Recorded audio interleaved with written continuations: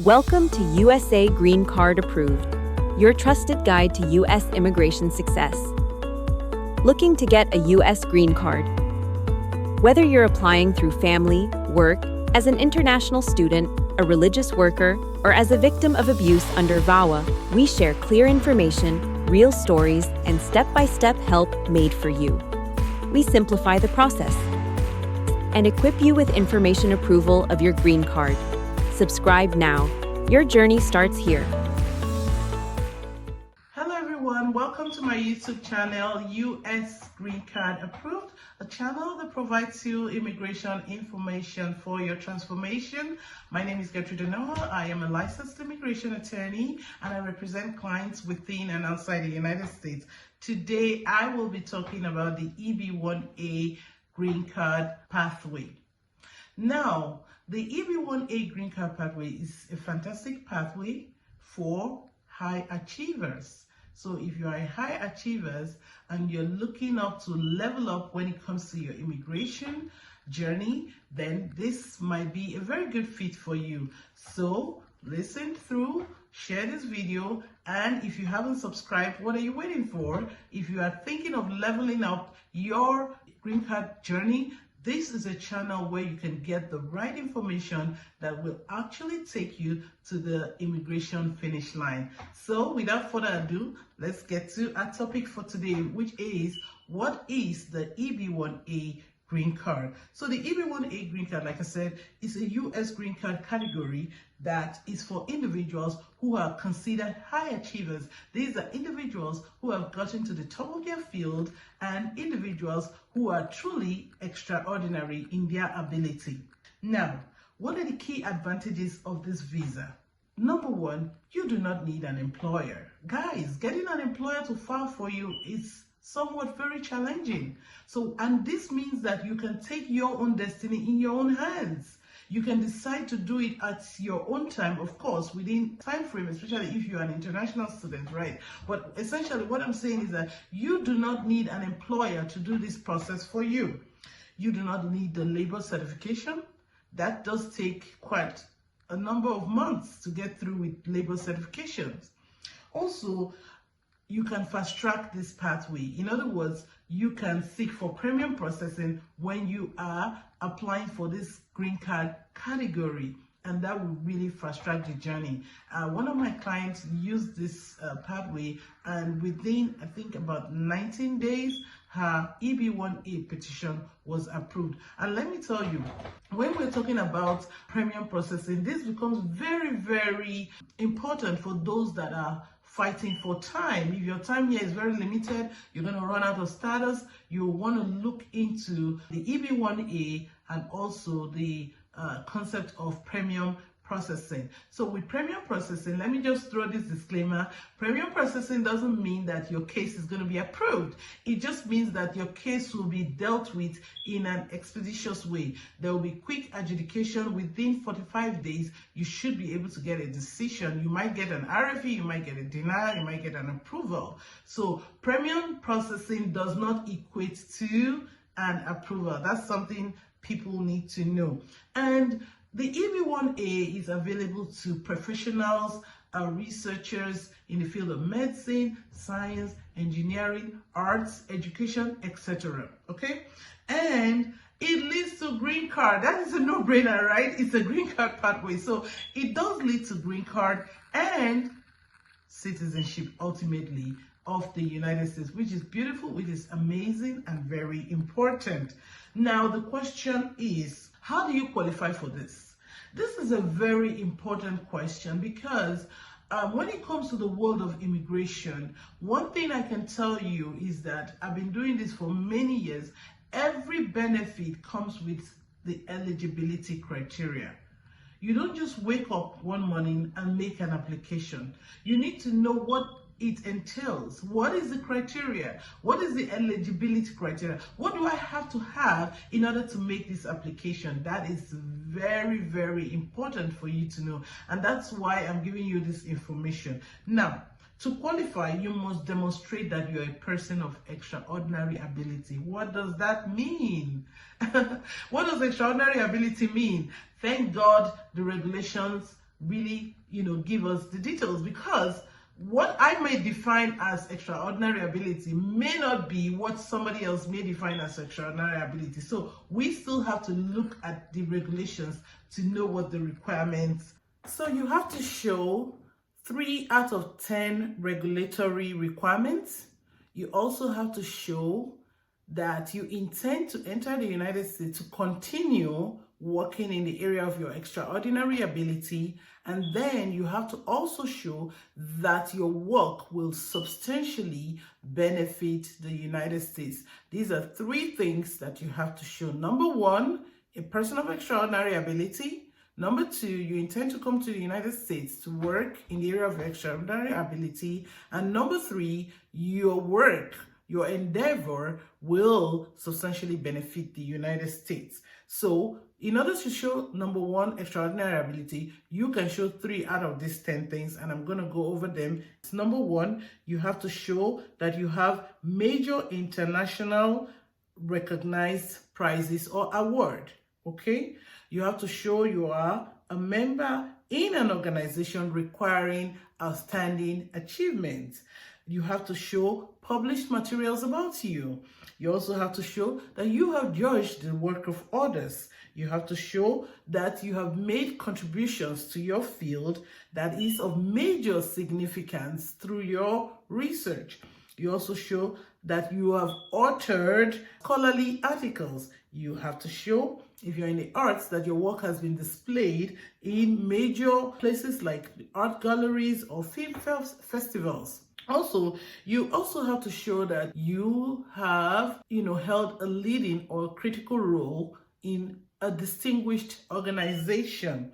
You could also show that you have what is considered high income in your field, or you could show that you have, received commercial success in performing arts venture. So what the law does require is 3 out of these 10 criteria. So you have to show just 3, but I highly recommend that if you qualify for more than 3, please go ahead and show 4, 5, 6. Even if you have 10, if you qualify for the 10 things, if you can show that you meet the criteria that has been listed here, if you meet all 10, please go ahead and show. Because just because you are making the argument to USCIS that, I've held leading role or critical role in a distinguished organization, I've done this or that, that does not necessarily mean they're going to agree with you. So sometimes they will disagree with you.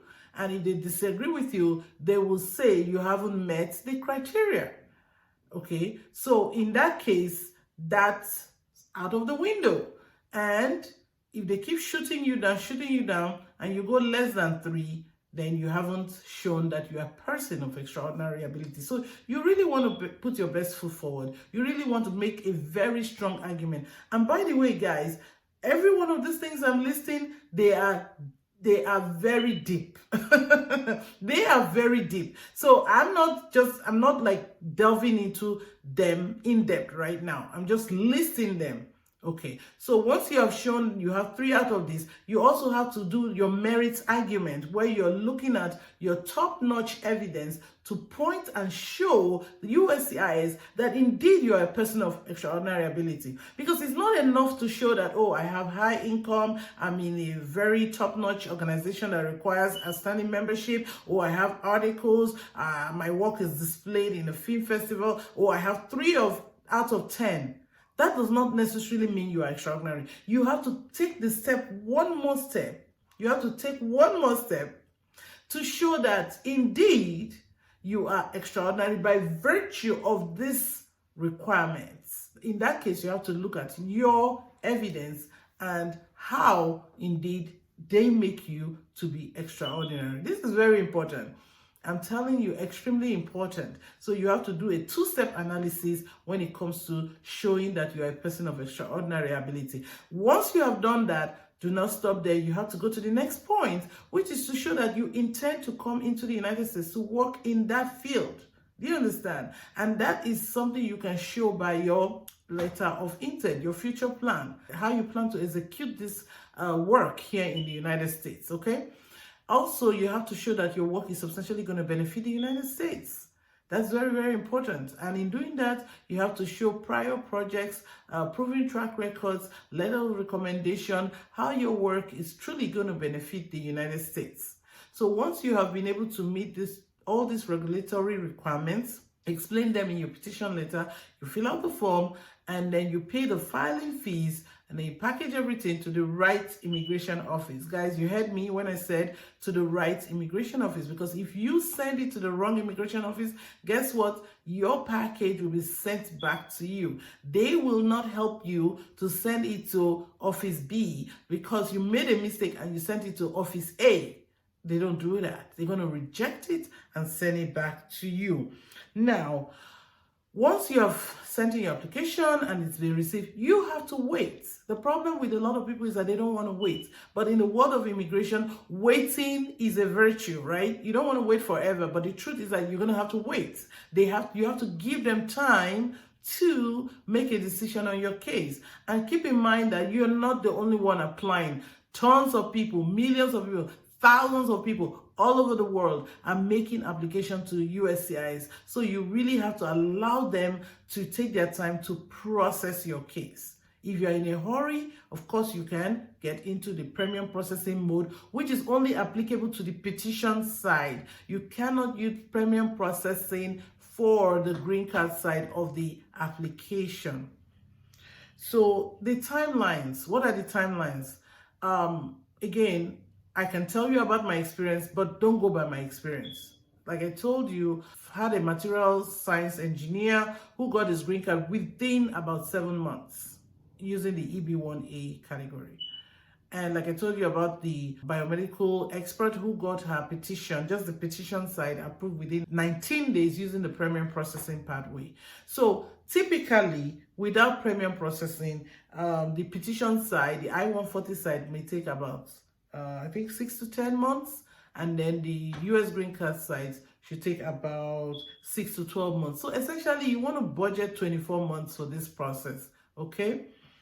And then once you get approved, again, depending on what you submitted, if you did the concurrent filing, they will first of all do the I-140 area, and then the I-140 petition, and then they move to the US green card side of the application. If you submitted only the petition, you get a decision and it's approved.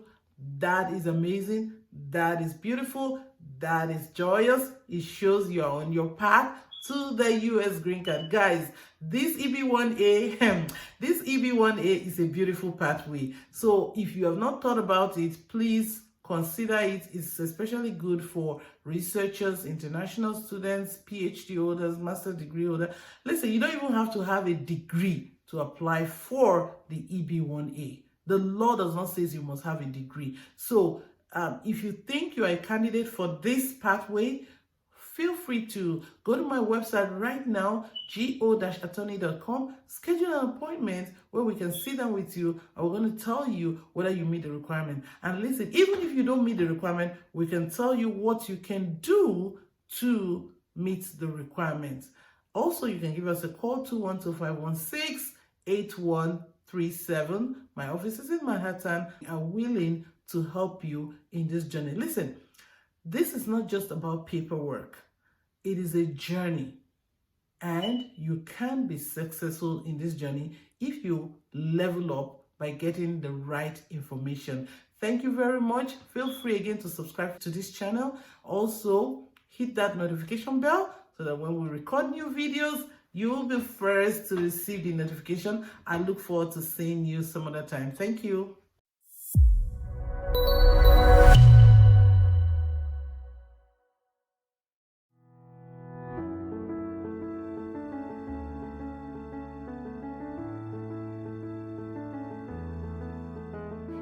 I hope you found valuable information today.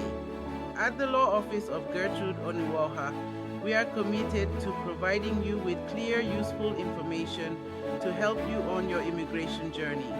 But don't just take our word for it. Here's what some of our clients say. It was a great experience working with the Law Office of Gertrude Oniwoha. She supported me all through my journey of getting my green card and was available to answer my questions. I will surely recommend her. I had the privilege of working with the law office of Gertrude Onwoha for my National Interest Waiver Program, and I can't express enough gratitude for her exceptional services. Thanks to her expertise, dedication, and strategic guidance, my NIW was approved smoothly and efficiently. I highly recommend her. I attended a Zoom conference hosted by attorney Gertrude Onwoha by chance. After hearing her detailed explanations and client testimonials, I consulted with her. Despite my uncommon research field, she and her team took the time to understand every detail. Thanks to their professionalism and thorough work, my EB-1A application was successful. I highly recommend their services.